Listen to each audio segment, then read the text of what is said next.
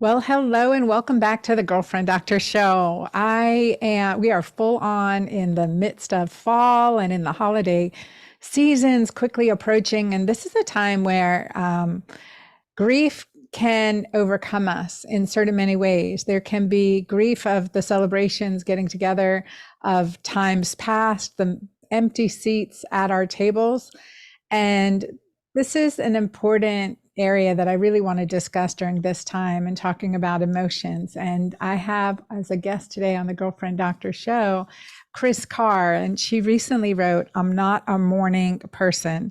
Kris has been a leader in the field of just stepping out and owning your own body, owning your own journey, from her dealing with cancer and creating a platform where she's just speaking out authentically. And I have the honor to have her on my show today, and I'm thrilled to invite you and welcome you all to meet Kris Carr. Thanks for having me, Dr. Anna. I'm thrilled to be here. Well, I want to talk to you about this book, "I'm Not a Morning Person," and the process of grief and grieving. It's a big deviation from what you've been known for, but always sharing with authenticity. I would love for you to share your story, Kris. Yeah, absolutely. So, it's funny because I thought, oh, wow, it is a pretty big deviation. But then I was talking about it with a girlfriend recently, and she was saying, you know what? Actually, it's not at all. Because when I wrote my first book and my first film, Crazy Sexy Cancer, that was about my journey and my experience of living with stage 4 cancer. So I have stage 4 cancer. It's not curable. I've been living with it for 20 years, and I've written and created a lot of resources for people who are going through a similar experience, certainly cancer patients. But then, as my work grew and as more people came to my work, I realized that I wanted to expand to include people who also maybe didn't want to become patients and wanted to learn how to become empowered participants in their health, just like I had been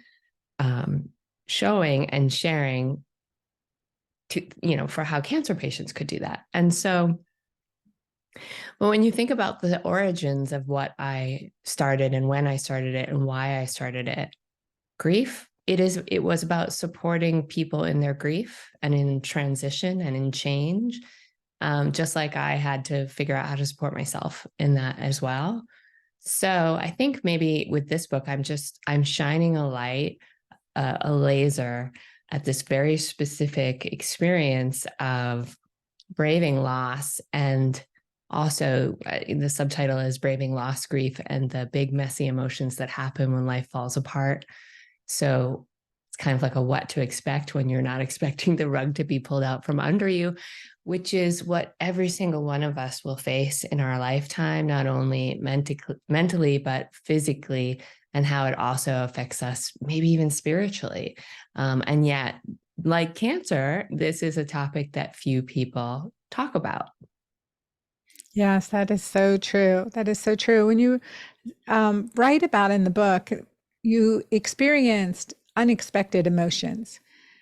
You were familiar with grief, but yet this was a different experience. Can you go into that? Yeah, so it came together really around 2016, 2018, around there is where it was a tipping point for me. And I was approaching my 20-year anniversary of living with stage 4 cancer.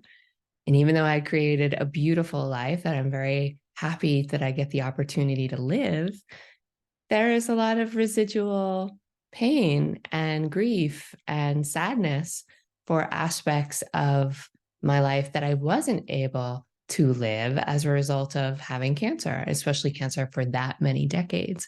Mhm. And so there was that was happening. My father, who is my chosen father, he's not my biological father, but he adopted me, was dying. My business was faltering, and we were going through a global pandemic. And so I was like, my publishers wanted me to write another book. And of course, everybody wants to write a soaring bestseller that's going to inspire the masses. And here I was, basically at rock bottom again, saying, the only way I'm going to get through this is actually to experience it. And that's how it started. And to your point, what I wasn't prepared for is when my therapist has a great saying. She says, when the grief train pulls into the station, it brings all the cars. Not just grief and maybe old griefs that perhaps you thought that you are over, or didn't I work that through already? But also all of these other emotions that are big that we may not want to feel, that we may even shame ourselves for having, that naturally come to the surface when your life is in chaos. And so the book is really an exploration of those feelings and those experiences in order to help each and every one of us, myself included, to navigate through them, because they're going to happen. It's like sort of expecting I'd like a rainbow, but hold the rain. It doesn't work like that. That's a really good analogy. Um, and it's this concept, we will all experience grief and we will all experience loss. And what I love about your work, Kris, is that you are opening that door, opening that window, opening the vessel, because grief is like deeper than you can imagine. I always tell moms when we deliver their baby, like you will experience a love you never could imagine. And the opposite is very true. You'll experience a loss that you can never imagine how that is. And the permission to feel the highs and lows with that during that time. And sometimes bordering on insanity feelings of grief and depth of loss. And I think it's a really important thing to allow yourself to feel it and not feel that it's abnormal or it needs to be medicated type of grief. And I'd love you to touch on that in your experience. Yeah, I so appreciate the way you shared that and framed that, because I know for myself, when the first grief book was given to me, this is before I decided that I was going to write a book that focuses on grief and these other big emotions. I was like, no way. I'm not touching that. And it's not only because it's really painful, and from, as a doctor, from an evolutionary biological perspective, I mean, first of all, we're wired to be negative. It actually goes against our grain to be positive. And why? Because our very DNA is trying to save us and protect us and keep us alive all the time, right? And so when we think about an emotion like grief, it can be so painful and so other. And maybe even if you allow yourself to experience it, you feel as though you'll be isolated and lonely. And these are emotions that you can't even share with somebody. Otherwise, you'll be kicked out from the community. So this happens at the deepest level that is not even in our consciousness. But then when you think about our consciousness and you think about our society, it is very easy to see almost everywhere you look examples of a grief-phobic, messy, emotions averse culture. And so naturally, because we all want to belong and connect, we shun or we shelve the parts of ourselves that we feel like wouldn't fit in. And the more we shun and shelve the parts of ourselves that we assume wouldn't fit in, actually, the lonelier and more separate we become, the more isolated, and the more pain we begin to experience. And so, of course, in those times, we look for solutions outside of our hearts because we want it to go away. And we oftentimes want quick fixes. And I love how you talked about love, because, I've never had a child. That was one of the experiences I chose not to pursue as a result of living with stage 4 cancer. But I have had beautiful pets, and the love that I have experienced for my pets and also members of my family, I would never trade. And even dear friendships, I would never trade. And I think going back to that metaphor of we want the rainbow without the rain, we don't get to have an experience in this lifetime of knowing deep love without knowing deep sorrow, because they're two sides of the same coin. And so to hold ourselves back from love would be, I think, a waste of our lives, but also to not understand that sorrow will be a part of what comes, especially if the love is so big, and that it's normal, would also potentially shut us down in areas and maybe keep us stuck in that sorrow. And so that's one of the reasons why I'm so motivated to talk about this, because behind the intention here is for people to ultimately feel whole, and learn how to self-soothe and tend to their hearts when they're suffering, because that will happen. Yeah, no, I think that it's so well put. Is the piece of the chapter in your book where you're also talking about your pillars for wellness, the 5 pillars of wellness, to be able to capture on that during the time of suffering, so that you're filling your hole, essentially repairing your holes and feeling in that whole process of feeling wholeness again. And that self-care, this piece of self-care is huge. It's when we talk about grief, and when I saw your title on mourning, and there are many ways that we mourn the loss of certainly people in our lives that we cherish, mourning the loss of path of motherhood, like you had said. And I had a patient this week in my clinic who was just grieving that she had chosen not to become a mother at this point. And there's other ways we fill that maternal need. Once we recognize that need, or if we recognize that need, that it's a need to be filled, it's a hole to be filled. And there's no shame in that process, right? There's no shame in that process. And parents right now who are empty nesters, mourning the crazy, hectic events of when you have a full house at home. I have 30 teenage kids coming to my house this weekend, and I'm telling you, what am I going to do when I'm empty nesting, right? And then I lost my mom when she was only 67 years old. I lost my father several years ago, and I lost my own son. And the grief, the grief that can come up time and time again, it's often I'm like, devastated and grieving in the moment, and yet grateful for the depth of those emotions. First and foremost, I'm sorry for your losses.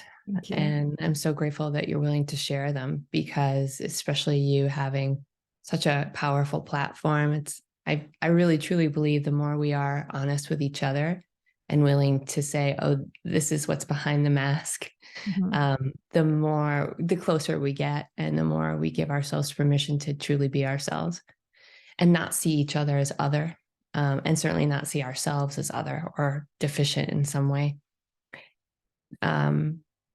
There's a saying that I talk about in the book, and it's a philosophy of Carl Jung. And he says that we circle around the same themes throughout our life. And with each orbit, we pass a new layer of meaning. And from where I stand, the orbit is the mechanism of our healing. So each time I touch grief, I'm learning more.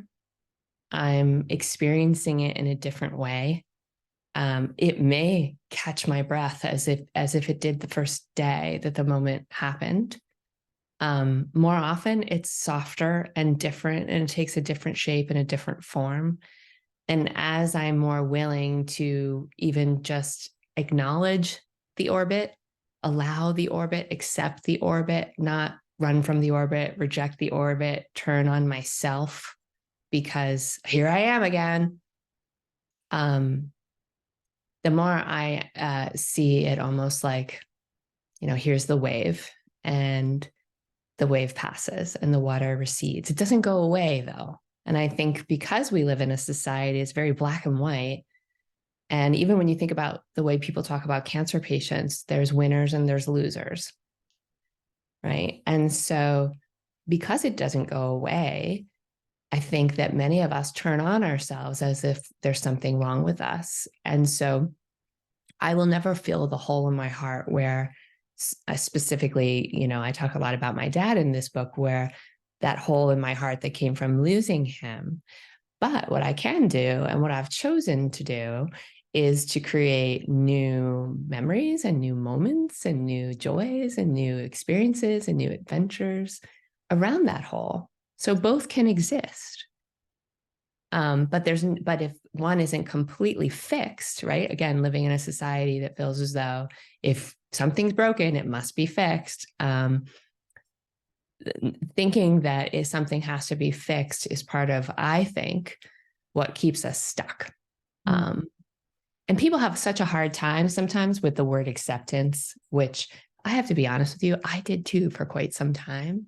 Yeah, I For hear quite you. some time, because I equated acceptance with giving up, with lowering my standards. And now I see acceptance as like such a central part of my mental health and survivorship. It's basically me standing for me and saying, though this is happening, I will not abandon you. I love that. I love that. But though this is happening, I will not abandon you. And that self-realization. So in the midst of it, Kris, like when you have someone dealing or who's in the midst of it now, what, you've got any shortcuts? Give me some shortcuts through the grief. Can we just make this a speedy process? And Gosh, yeah, like how can we survive when we don't feel like surviving in the moment? I wish it could be a speedy process. It's sort of like, if you have an organ that's struggling, can you just get rid of the organ? Like, my liver's got a bunch of tumors. Dr. Anna, can you just like speed up this process? Unfortunately, there isn't a timeline. There isn't a finish line. But there are tools along the way. And so I share many in the book, but I can share a couple of now, and then also say that it's very individual. Our hearts are unique as our fingerprints or snowflakes, right? No two are the same. But sometimes I think that the easiest way to navigate these ruptures, right? The moments when life totally changes, is to first and foremost get support and know it's really hard to do this alone. When I have a medical crisis, what I'm going to do, I'm going to get support from my doctor. And then I'm going to probably build some sort of wellness team around my doctor, because though my oncologist is really talented, he's not who I'm going to go to help me figure out what the heck I should eat. Right. Right. And so what is your support system? What is your mental health support system? Is it a therapist? Is it, a true blue? Who can you put on your team? Because you're going to need them. And especially as people are going, like, for example, you think about caregivers and caregiver burnout and caregiver fatigue. And oftentimes when you're in the middle of caregiving, there's so much going on. There's so many decisions you have to make. You're also navigating the medical system, which is a broken system. A lot of great people with great intentions, but the system as a whole is really hard for the average patient to navigate through. So you've got all of that on your shoulders. And I think for many of us, especially women, what can happen is you say, hey, if I even ask for help, that means I have to slow down long enough to tell somebody what to do and what kind of help I need. I might as well just do it myself. I'm sure somebody out there listening is like, oh my gosh, that's me. How many times have maybe you said that, but to me, those are signals that like, oh, no, I can't follow that thought. This is actually the time that I have to stop. I have to slow things down so I can set myself up for success. Because you mentioned my 5 pillars, and we can get into them in a bit if you want to, but I think the most important thing for people going through difficult times is to understand how much energy that drains. And so setting ourselves up for success mentally, physically, spiritually is 100% about taking care of your energy. And so that's some of the basic stuff, getting support. But then, of course, here you are in the waves of it. And here you are, feeling overwhelmed and really suffering with it. And these are small things. I'm just going to give you, simple things that can help a little bit, right? But these are not in any way, shape, or form going to make it go away. I'd say first and foremost, coming back to your body. So we can't always solve the problems that are happening in our minds with our minds, right? And oftentimes when we're lost in pain and lost in grief and suffering, we're maybe even having an out-of-body experience. And it's hard for us to change the channel of all the fear and anxiety that we're going through, or maybe even the anticipatory grief. And so when you find yourself in that thought loop, or almost like, I know with my dogs, like they get a hot spot, right? And they're just like licking and licking and licking. It's really like you're just stuck in a place. And I think even the research suggests this, that first and foremost, anything that can bring you back to the present. So that can be breath work, but also movement, right? I'm not saying that exercise is going to heal your grief, but I am saying that it helps you change your physical state and dial down the cortisol and all the stress hormones and come back to that present moment awareness, which could mean that you're just going to go for a 10-minute walk, or it could mean that you call up your best friend. You're like, look, I just need to walk. I need companionship here. I need to just like get in my body and get out. And then again, the breath work is something that we can, each and every one of us, always come back to. There's a great exercise called box breathing, where you inhale for 4 counts, hold for 4 counts, exhale for 4 counts, and hold for 4 counts. And you do that, multiple rounds. And what you'll start to feel is your whole nervous system starting to settle. So these examples that I've just shared with you of getting support, movement, changing your state, coming back to the present through the box breathing or something like that, these are all simple little offerings that ultimately would help you soothe your nervous system. Yeah, no, I think those are great. And the box breathing, I've got to remember to do that more, but to stimulate you and move you into the parasympathetic nervous system, so that you do have that relaxation. You're out of the fight, flight, freeze stage, the high adrenaline, which is depleting. It's truly depleting. So coming into the present moment, practice that I use was compartmentalizing. I'm going to think, I'm going to move my grief to this hour and this hour, and the heat of it. And then that concept too of not feeling guilty by not feeling bad, there's that piece too for people. Oh, that's a big one. I mean, I have to share that's so powerful that you said that, because I remember the first time I felt joy after my father passed, and I felt very guilty. And, there's a lot of platitudes that can be tossed around during the grieving process. And certainly one of them, well-meaning and honestly somewhat true, is he would never want you to feel that way, right? Oh, there are a lot of platitudes. There's so many. I have a long list in my awkward times, awkward people, because none of us know how to react, right? We don't know how to, because we haven't, been given these tools. But what it comes down to for me is life is worth living. We are here to love. Love is the only thing that never dies. It transforms. And it takes on all shapes and sizes. It's an energy that I think that's bigger than we can even comprehend with our human minds.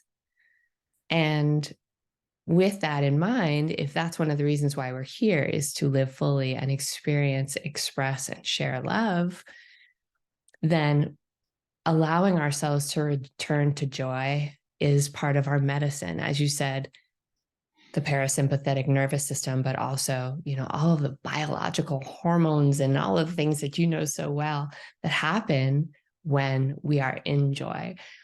Our well-being deserves that.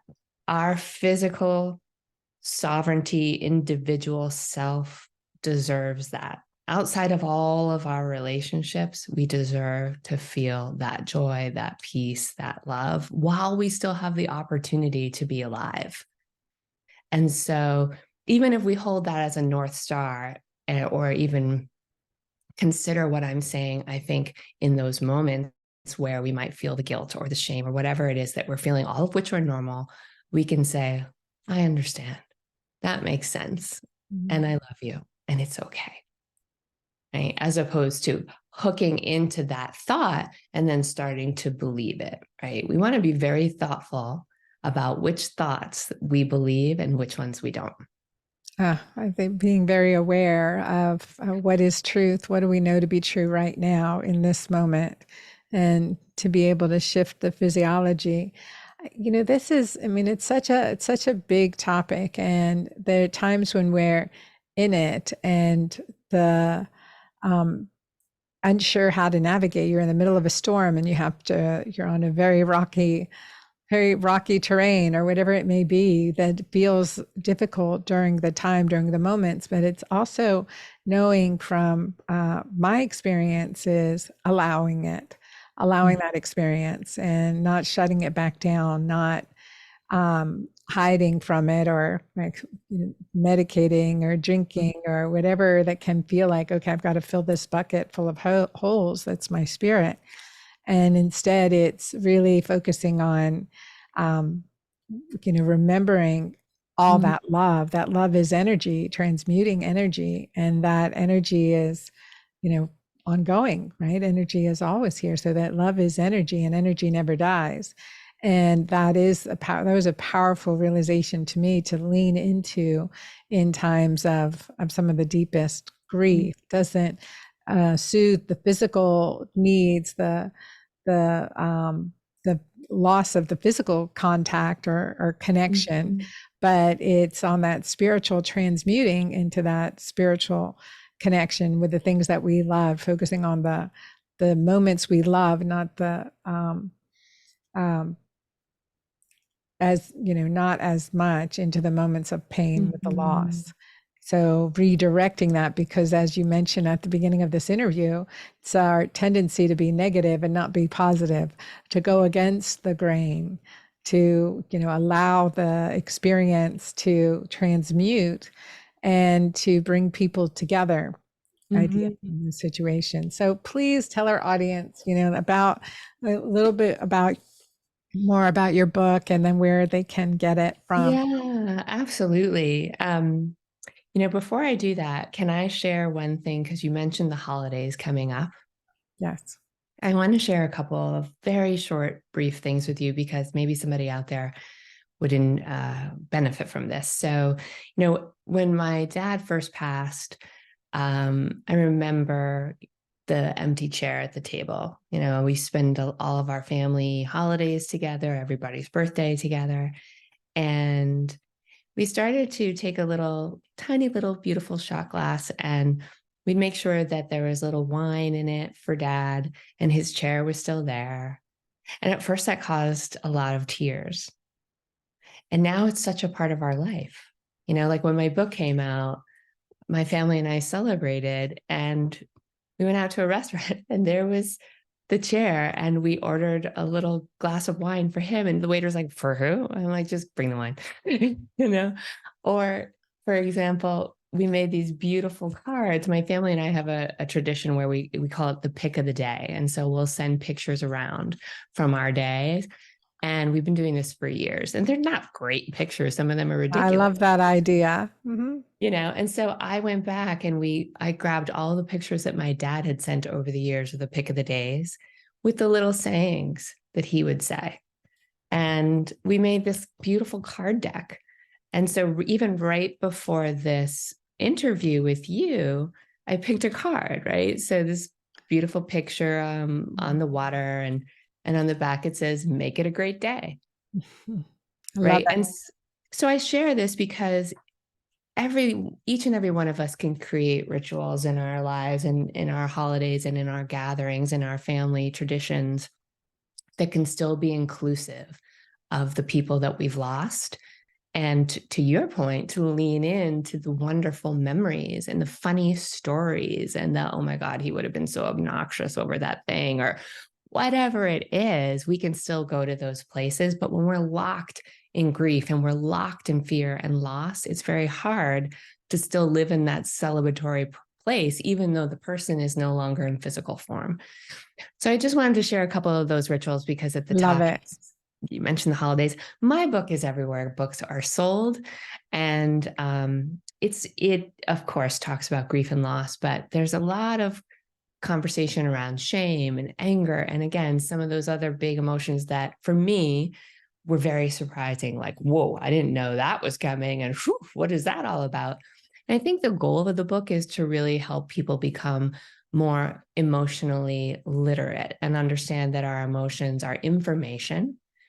And if we understand our emotions, just like if we understand our biology and our organ systems, and even just a little bit, like, I don't know what you know, but I know enough to be like, okay, that's probably not so good for me.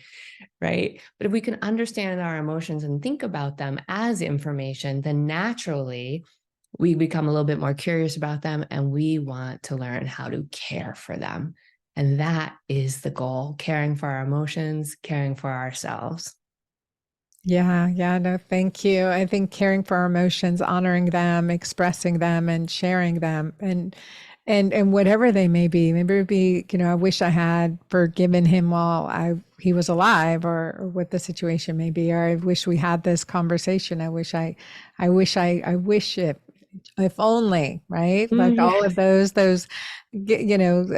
sentiments that can come up, and just being aware that it's natural, and Mhm. that um, that now is as good a time as any to do what you need to do. Beautiful.